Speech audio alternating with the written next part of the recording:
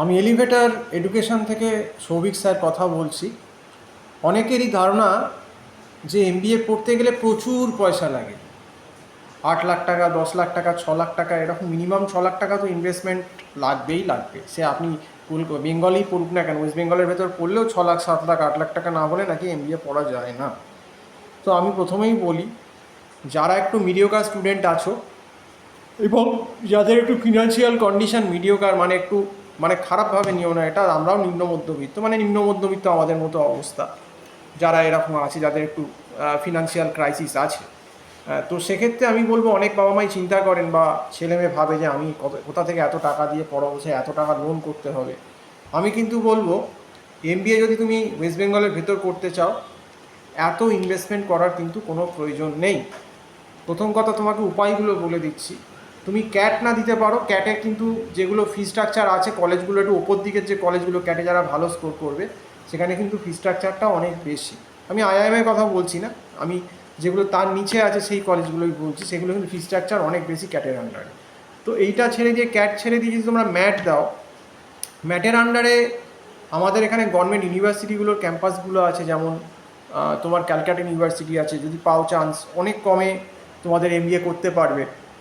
কলকাতা সিউড়ি আলিপুর ক্যাম্পাসে যদি তোমরা এমবিএতে চান্স পাও, সেটা কিন্তু ম্যাট দিয়েই পেতে হয় এবং ম্যাটে স্কোর দেখে, তারপর ওরা জিডিপিআই কল করে, সেখানে গ্রুপ ডিসকাশন আর পার্সোনাল ইন্টারভিউ ক্র্যাক করলে তোমাদের ওখানে ম্যাক্সিমাম 10-12-10 হাজার টাকার ভেতরেই ওখানে আলিপুর ক্যাম্পাস থেকে তোমাদের এমবিএ কমপ্লিট হয়ে যাবে। এবার আলিপুর ক্যাম্পাস যদি না হয়, তারপর কল্যাণী আছে, কল্যাণ ইউনিভার্সিটিও 1 লাখ টাকার মোটামুটি মধ্যে হয়ে যায়, অনেকটাই কম গভর্নমেন্ট ইউনিভার্সিটি বলে। এবং এছাড়াও বাডওয়ান আছে, সেখানেও এরকম ফিজ আছে, বা তুমি বিদ্যাসাগর ইউনিভার্সিটিতে খবর নিয়ে ক্যাম্পাসে দেখতে পারো, তো এইগুলোর ফিস কম।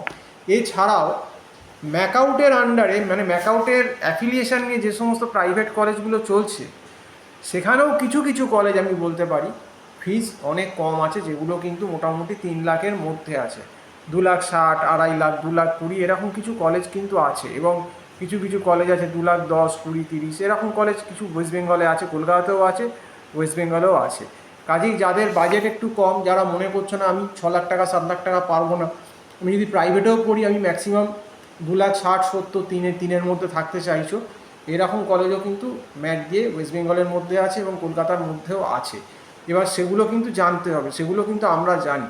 এবং যারা এই কলেজগুলো কিন্তু সবই ম্যাকআউটের আন্ডার এবং এআইসিটি অ্যাপ্রুভ, কাজেই ডিগ্রি নিয়ে কোনো সমস্যা নেই। আর এমনিতেও যেগুলো মিডিওকার কলেজ, সেখানে খুব বেশি ব্র্যান্ডেড কলেজে টাকা দিয়েও তোমার লাভ নেই, কারণ আলটিমেটলি কোনো কলেজই তোমাকে সেই চামচে করে পড়িয়েও দেবে না, আর তোমাকে প্লেসমেন্টও দিয়ে দেবে না। প্লেসমেন্ট সবসময় নিজের উপর নির্ভর করে। যে ভালো, আমার এরকম অনেক ছাত্রছাত্রী আছে যারা অত্যন্ত কম দামি কলেজ থেকে পড়েছে ম্যাকআউটের, কিন্তু তারা নিজেরা অফ ক্যাম্পাস থেকে ভালো জব কিন্তু পেয়েছে। এতে তাদের ইনভেস্টমেন্টও অনেক কম হয়েছে এবং তারা চাকরি করে সেই টাকা 1-1.5 বছরই তুলে নিতে পেরেছে। তো সেই ব্যাপারটা কিন্তু তোমাদের মাথায় রাখতে হবে।